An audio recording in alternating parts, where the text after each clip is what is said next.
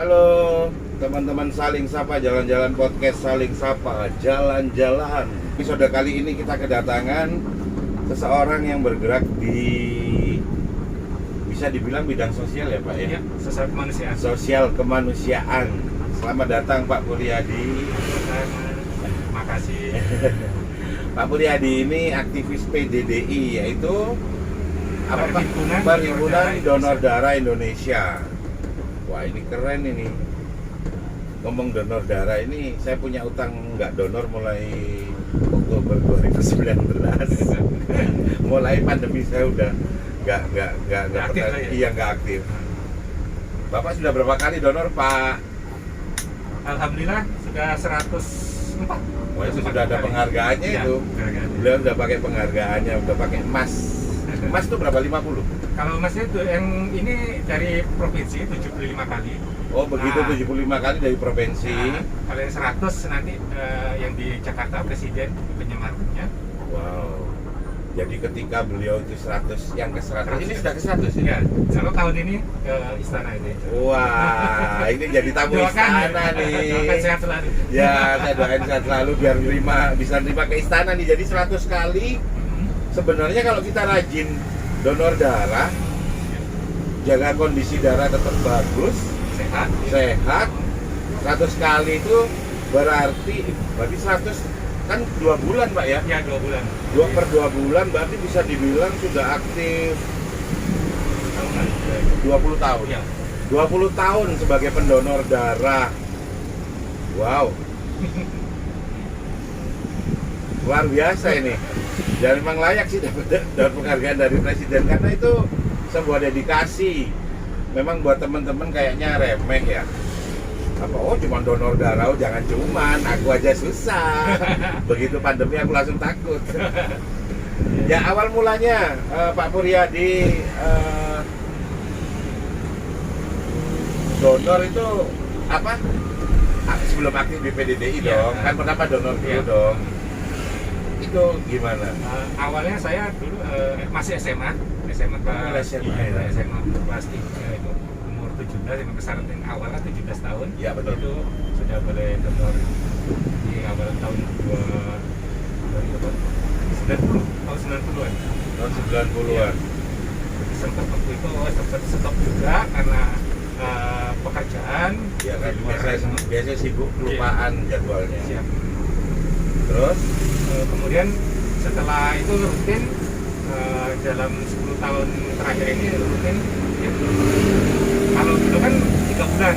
Nah, Ya. sekarang ada Permenkes itu sudah bisa bisa boleh 2 bulan. Ya, begitu masuk tahun 2019 kalau Iya, nggak salah. 2019 Bisa 2 bulan. Awal kalau dulu sih kalau nggak 3 bulan Nah, kartunya nggak boleh. Oh ini Ya. belum terakhir masih. jadi udah terkunci sih. Ya terkunci benar-benar. Dan juga senangnya dulu saya kalau setiap ini suruh milih mau kasih hadiah apa, saya mesti milih mangkok. Dan di rumah loh Pak, ada banyak mangkok itu sebenarnya dapat dari donor darah. Salah satunya itu Iya, ya. saya Karena mesti- ada kejar mangkok itu Mas. Mau pilih apa, saya mesti mangkok aja gitu deh. Ya udah dapat mangkok. Ya, tapi apa namanya memang kalau dipikir-pikir mungkin banyak teman-teman nggak tahu mungkin ya bahwa kalau kita donor tuh sejatinya itu malah membuat kita sehat. Sehat loh. benar. Nah, jadi Iya. sirkulasi darah kita tuh apa diganti Diganti. dengan baru. Ya, yang Diganti baru. Iya. Awal mula yang buat jenengan itu pengen donor darah tuh gimana sih? Ya awal mulanya itu kalau dari SMA kan diajak teman gitu. Oh diajak. Ya diajak Oke. teman. Nah, akhirnya itu sudah kemarin pengalaman yang sungguh istilahnya menarik ya. Ataupun cukup bangga secara pribadi. Saya itu pada saat itu membantu tetangga membutuhkan Darah. Ya itu pada Pas yang butuh orang dekat ya istilahnya ya. tetangga rumah Iya. itu melahirkan Butuh darah. Jadi melahirkan anaknya selamat tapi anaknya meninggal di dalam kandungan. Oh, dan akhirnya kan operasi besar ya. Operasi besar, benar. Butuh banyak darah. Iya. Itu dibutuhkan kurang lebih 5 labu untuk persiapan operasi itu.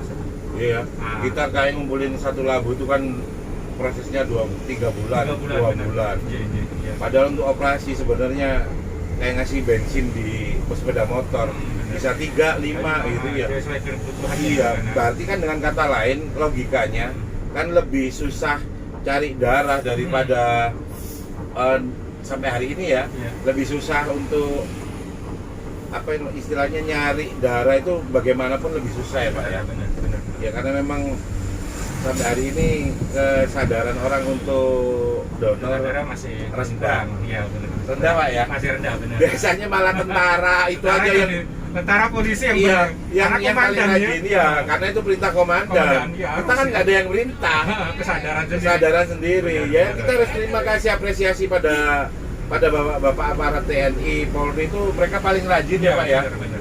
Jadi mereka itu dan juga darah mereka itu darah sehat banget karena memang full olahraga, makanan bergizi segala macam sih emang. Tapi alangkah baiknya kalau setiap kita itu punya kesadaran untuk mendonor darah ya Pak ya. Iya benar. Nampaknya ada kecelakaan ini di sekitar Jalan Ijen. Ya semoga korbannya nggak apa-apa. Nah, berkaitan dengan tadi PDDI ada program untuk memperkenalkan donor darah milenial. Ya karena kalau mereka nggak diajari, nggak diedukasi, ke depan mereka nggak tahu kalau donor darah itu ada dan memang harus ya. Gimana yang dilakukan apa aja? Dalam rangka juga ulang tahun PDDI yang ke 43 tahun ini, itu kita besok insya Allah hari Sabtu mengadakan webinar milenial khusus untuk pelajar dan mahasiswa. Diharapkan dari webinar itu kita mensosialisasikan dan mengedukasi para milenial itu untuk apa itu sih donor darah dan bagaimana donor darah itu. Jadi kan mereka akan menambah pengetahuan mereka dan mereka juga nantinya bersedia untuk donor darah secara sukarela. Kadang emang sampai kayak saya ini akhirnya karena kenal donor darahnya telat Pak. Iya. Saya udah nikah baru donor. Ya lihat jarum udah ngeri Pak. Benar. Ya jadi yang dari awal tuh memang jarum. Norak Pak. Kan saya lihatnya suntik, kalau suntik oke lah. Begitulah jarumnya itu saya langsung lepas. Saya nggak lihat ya. Loh nggak apa-apa emang nggak harus lihat. Ya udah saya nggak lihat. Terus pernah kejadian lagi yang bikin saya shock itu udah bangun itu bocor langsung darahnya terus ke sini. Ya itu sih yang agak saya langsung shock gitu. Tapi ya itu cerita di balik orang donor. Tapi sebenarnya nggak sakit, serius nggak sakit, cuman perasaan kita aja. Lihat jarumnya besar. Ya betul, itu aja. Besar tajam menjadi Tajam kan dia masuk sebenarnya, bukan besar yang nggak tajam, yang ada geli plus sakit gitu. Kalau ini kan itu perlu diedukasi dari awal, jadi sehingga nggak norak kayak saya itu begitu lihat jarum besar itu yang bawahnya lemes gitu. Ya jadi memang harus diajarkan biar nggak norak seperti istilah saya itu. Kalau lebih tahu lebih awal kan lebih bagus. Iya, kan kayak anak sekarang disuntik vaksin apa biasa gitu. Kalau kita kan norak Pak. Iya. Apalagi takut jarum. Iya, takut jarum itu kan gara-gara itu taunya udah gede norak jadinya ya. Terus apa namanya yang menarik dari sekarang itu apa sih Pak? Dengan makin tumbuhnya informasi, orang itu tahu cerita ada satu cerita, orang itu kan langsung tahu gitu ya. Tapi menurut jenengan semakin eranya terbuka seperti ini informasi, kecenderungan orang aware terhadap donor darah itu makin tinggi atau enggak imbang? Ya, khususnya ini kita lihat di Malang ya. Ya alhamdulillah untuk Malang ini karena kemungkinan besar ya 50% 60% pendonor di Malang ini mahasiswa. Oh itu karena kota pelajar ya. Itu untungnya ya. Dan juga ke mereka dari media sosial atau apa mengetahui. Oke, berarti ada sebenarnya ada media sosial membantu sekali ya. Benar. Jadi biar mereka tahu ya. Terus saya juga sebenarnya banyak sih pertanyaan tentang donor darah itu. Sebenarnya kalau kita ke PMI pas butuh darah kan ada biaya. Iya, benar. Itu buat beli darahnya atau buat beli peralatannya? Itu bukan biar orang nggak salah paham. Biar nggak salah paham. Benar. Karena kok darah gratis ya, kayaknya nyumbang gratis ya. Iya. Pas butuh beli gitu. Kok beli? Oh, istilahnya kan gitu. Iya, itu gimana? Biar nggak salah paham. Ya, itu istilahnya biaya pengganti pengolahan darah. Karena darah itu nggak serta-merta dikeluar langsung digunakan, nggak bisa. Jadi harus diproses dulu kan. Okay. Dan juga alat-alat semua sekali pakai. Jadi nggak bisa. Dibuang. Jadi teman-teman misalnya ngetes darah kan jarumnya dibuang. Oke, nggak bisa dipakai dua kali, nggak bisa. Oke, karena sterilisasi. Benar. Dan itu butuh alat dan alatnya juga nggak murah. Memproses darah untuk siap dimasukkan ke transfusikan ke pasien ke pasien itu sudah sehat, steril, benar, dan juga aman. Ya karena dari proses untuk mengamankannya itu ada biaya. Ya. Oke, paham. Jadi kan ini nggak salah paham, Pak. Karena kan setelah di pengambilan ada proses ke di lab, jadi pemeriksaan dari penyakit menular, HIV, syfilis, kemudian hepatitis. Itu kan kalau kita secara umum mandiri salahnya ngecek di lab itu nanti kan berapa? Kan itu kan ada biayanya. Itu jadi pasien dibebankan, keluarga pasien dibebankan untuk mengganti biaya itu. Karena tidak ada istilahnya. Jadi kalau dibayar oleh pemerintah tidak ada gitu. Iya. Dan juga PMI sebenarnya adalah NGO. Kan nggak ikut government kan? Benar. Jadi mandiri. Jadi yang namanya PMI itu NGO, sehingga dia non government organization, di mana dia harus menghidupi dirinya sendiri. Jadi gaji karyawannya, semua yang istilahnya operasionalnya itu diambil dari itu tadi biaya pengganti pengolahan dana itu tadi. Betul. Kalau satu kantong 360 itu sudah mencakup semua itu perincian biaya. Satu kantong 360.000 itu enggak. Itu bukan berarti suruh beli darah. Jadi pengganti pengolahan darah ini. Yes, termasuk operasionalnya, termasuk juga untuk pendonornya itu, pendonor dapat snack, dapat mangkok tadi. Dapat mangkok. Jujur aja, saya kalau donor dapat mangkok, mangkoknya bagus. Salah satu. Ya makanya Anda harus donor supaya dapat mangkok bagus. Ya udah gitu aja lah, simple. Dan yang menarik lagi nih Pak. Banyak mitos-mitos yang sampai hari ini ya berkembang. Karena kalau kata ibu-ibunya jangan donor deh nanti malah gendut. Kan mitos-mitos itu yang harus klarifikasi. Apa benar? Nah, itu istilahnya tergantung dari masing-masing. Kalau misalnya donor, setelah donor makan banyak ya gemuk pasti. Kalau diet ya diet nggak apa-apa. Iya. Malah bagus untuk sirkulasi darah. Iya, malah bagus ya. Jadi membakar kalori. Juga menghilangkan detox. Kalau yang darah yang kemarin ada detoxnya, hilang karena diganti darah yang baru. Dan juga membakar kalori kan ada ya. Oh iya benar bakar kalori ya. Kalau lari berapa kilo baru terbakar 500. Iya betul. Tapi dengan donor otomatis kalorinya ini. Iya terredus terbuang. Iya malah sebenarnya logikanya sih malah lemak-lemak yang ada di darah yang lama itu dikeluarin diganti sama darah baru yang nggak ada lemaknya. Mulyadi. Seringkali kan kita itu yang namanya sedekah itu kan ya dianggap kalau pernah ngasih duit itu cukup, bantu ini cukup gitu. Padahal orang lupa bahwa sekarang itu ada loh yang namanya sedekah dari bagian tubuh kita untuk menyelamatkan nyawa orang lain. Jadi meskipun itu cuma setetes darah itu menyelamatkan jiwa gitu ya. Dan di PMI itu ada kata-kata keren, belum dibilang hidup jika tidak bermanfaat buat orang lain. Itu pernah itu quote yang paling saya ingat kalau di PMI ada itu yang saya baca gitu. Pernah nggak sih Pak PDDI itu bergerak ke pesantren? Pesantren kan banyak dong. Dan mereka itu kan kumpul dalam satu tempat. Kayak di barak militer. Kenapa sih kok nggak di pesantren-pesantren? Karena adik-adik itu sehat banget itu di pesantren. Ya karena itu tadi salah satu yang pertama itu kan dari usia 17 tahun kan minimal untuk syaratnya donor. Nah, kemudian kalau yang tadi dikatakan dengan pesantren kan rata-rata pesantren udah mulai dari SD, SMP itu dan di pesantren kan. Tapi jadi belum bisa memenuhi syarat. Kemudian yang kedua itu kita sudah ada program juga biasa bulan puasa. Kita rujuk ke masjid-masjid. Oh iya udah.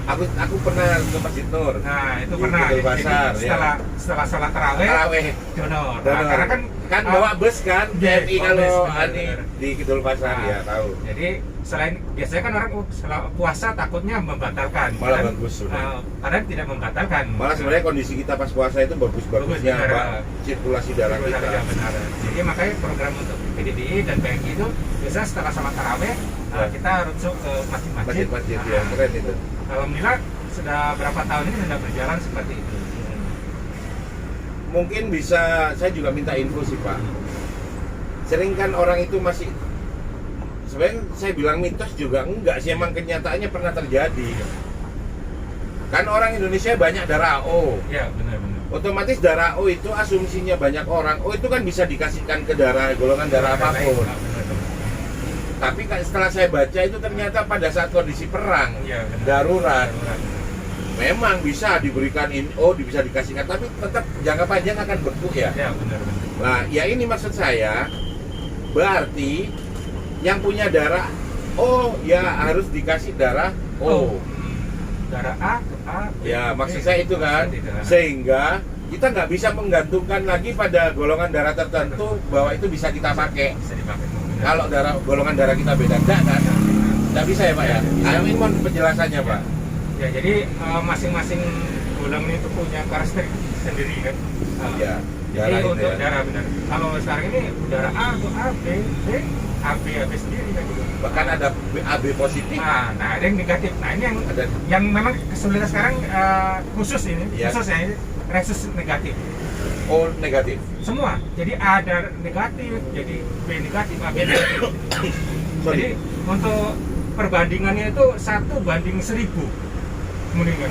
Jadi kalau mamanya darah O, A, AB, B Ya. itu resus negatifnya yang harus menerima dengan resus negatif juga, tidak boleh dengan resus positif. Karena orang Indonesia ini istilahnya rata-rata umumnya resusnya positif. Makanya perbandingannya satu orang resus negatif itu terdiri dari 1000 orang resus positif. Jadi karena perbandingannya 1:1000. bisa dikatakan seperti itu. Buat teman-teman yang punya darah spesial ini, golongan darah resus spesial ini mungkin minta kesadarannya lebih ya, karena memang sangat dibutuhkan. Nah, itu yang khusus untuk resus negatif, itu mereka donornya donor panggil. Donornya panggil. Karena pada saat ada pasien resus negatif itu mereka baru bisa atau di apa? Ya minimal mendaftarkan lah ya. Bener, jadi ada teman-teman listnya, daftar untuk tunggu, daftar tunggu waiting list. Jadi untuk teman-teman yang merasa memiliki golongan darah resus negatif, benar. yang itu memang darahnya spesial, Ya, benar. minimal daftarkan ke PMI. Ya, Jadi ketika ada pasien dengan golongan darah yang sama, Anda bisa dipanggil dan memang segera mungkin bisa memberikan bantuan gitu ya Pak ya. benar, kan? Nah ini informasi yang penting juga. Jadi kenapa sampai diminta kalau bisa minimal cek darah dulu lah, Ya, darah benar, itu ya. apa gitu ya, Benar. biar tahu. Karena seringkali kalau kita nggak tahu golongan darah kita apa, oke lah kalau kita sebagai pendonor bisa cuek. Tapi pada saat Anda jadi pasien, coba pikirkan ketika Anda menjadi pasien. Terakhir ini, saya pengen tahu PDDI ini rencananya atau ada program apa, atau bisa kalau perlu cerita sejarahnya, kalau perlu PDDI ini sejarahnya gimana sampai adanya PDDI, terus kemudian sudah menjalankan apa aja, bahkan karena memang bisa dibilang ini juga organisasi sosial, volunteer, pasti juga nggak hanya urusan darah aja dong. Benar. Ya ini bisa dijelaskan, bisa diceritakan. Untuk PDD sendiri merupakan perkumpulan dari para pendonor sukarela. Nah ini sebenarnya masuk ya, Masuk. Tapi ya tadi tidak semua istilahnya mendaftar ya. harus mendaftar Ya, istilahnya. Oke, saya daftar nanti. Ini hari ini saya daftar Siap. PDDI. Oh, bagus. Oke. Jadi kita salah satu tugas dari PDD itu mengedukasi. Kita Ya, seperti tadi siap. mengedukasi yang bagi yang orang awam, dan juga kita membina dan merangkul daripada pendonor darah tersebut dengan istilahnya ASI, ASA dan ASI. Nah, itu apa itu? Yang bilang ASI itu ya istilahnya mengasihi mereka. Ya. Jadi bagaimana kita Berkomunitas yang berkomunitas baik, khususnya yang pendonor darah. Nah, salah satu yang program yang PDD sudah kita lakukan itu dengan mendaftarkan anggota yang belum mempunyai fasilitas BPJS kesehatan. Jadi iya, PDDI itu memfasilitasi. Oh, berarti ketika jadi anggota PDDI Benar, itu kita sudah mensejahterakan. otomatis BPJS Tidak, jadi kita memfasilitasi. memfasilitasi Yang kehidupan muda ya. Ya, jadi Oke. alhamdulillah kemarin program kita akhir tahun sama awal tahun kemarin sudah kurang lebih 50 pendonor yang kita daftarkan BPJS gratis. Keren Jadi dong. ditanggung oleh APBD. Ya harus dong, harus dong. Nah, kemudian yang kedua itu kita memberikan yaitu tetap memfasilitasi apabila ada anaknya yang tamat SD itu mau masuk ke SMP negeri, nah itu kita fasilitasi tanpa tes, jadi prioritas untuk masuk. Keren itu kami loh. minimal Karena bapaknya seorang 25 pendonor. kali. Ya, Minimal karena 25 kali bapak donor. Iya, ya, ini informasi keren. Bener, ya. Jadi buat bapak Atau ibu yang pengen anaknya masuk SMP tanpa negeri tanpa tes, Anda harus jadi pendonor. Ketika Anda sudah masuk 25 kali, Anda sudah punya tiket masuk untuk anak Anda sekolah SMP tanpa tes. Loh, keren loh. Ya. Jadi nggak harus prestasi kan istilahnya. Ya, itu prestasi, Pak. Nggak maksudnya anaknya. Iya. Jadi orang Itu tua dan orang prestasi tuanya. bapaknya bisa diwariskan ke anaknya. Prestasi sudah mendonor darah. Ini keren, ini informasi keren ini. Iya. Luar biasa ini. Terus apa lagi, Pak? Privilege-nya, Pak? Kemudian kita insya Allah dalam tahun ini akan membuat kartu anggota. Ya. Dari kartu anggota itu kita memberikan istilahnya semacam reward. Kemudian Siap. kita kerjasama dengan tenan-tenan kuliner yang bisa memberikan diskon. Wah, itu ganas. bener. Jadi siapapun yang memiliki, ya keren, yang memiliki kartu PDDI di gerai-gerai tertentu mereka mendapat spesial diskon gara-gara mereka adalah pendonor darah aktif. Siap. Keren banget. Ini yang saya cari, ini info mahal ini. Jadi tidak semua orang tahu kan istilahnya. Iya, dan ini harus salah satu di podcast ini itu menginformasikan Iya. Ya ini memang buat saya ini sebuah amal baik, amal soleh, ini sebuah sedekah. Ya. Tapi nggak banyak orang tertarik untuk sedekah ini. Padahal ini langsung fungsinya adalah untuk menyelamatkan jiwa. Wah, ini keren, ini perlu ini kita share ini banyak-banyaknya. Mungkin ada pesan-pesan buat teman-teman yang belum pernah donor, kayak anak dua di depan ini, bapak dua itu. Terus yang sudah donor tapi kayak saya yang beberapa bulan udah 2 tahun ini nggak aktif gara-gara pandemi. Nah, ini mungkin bisa diinformasikan apa, Pak? Ya, terima kasih untuk teman-teman atau terutama untuk adik-adik milenial ya. Kami mengajak untuk donor darah karena darah itu tidak bisa diganti. Darah itu tidak ada pabriknya, itu buatan Tuhan. Tidak ada sintetis, Iya, darah betul. sintetis tidak ada. Jadi Betul. dari tubuh kita ini darah kita yang bisa menyelamatkan jiwa pasien gitu. Iya. Dan juga untuk teman-teman yang pendonor sukarela yang saya minta secara rutin bisa berdonor 2 bulan sekali. Jangan takut, selama pandemi ini prokes kesehatan tetap kita utamakan. Jadi sebenarnya tidak ada pengaruhnya antara pandemi dengan dengan donor darah ya.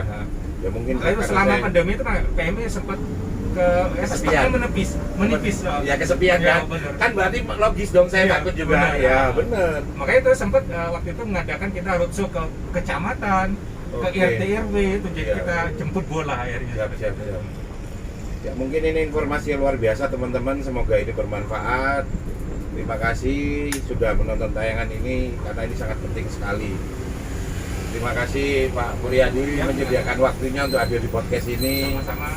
Oke, ditutup dengan kata semoga ini membawa manfaat dan setetes darah menyelamatkan jiwa. Wassalamualaikum warahmatullahi wabarakatuh.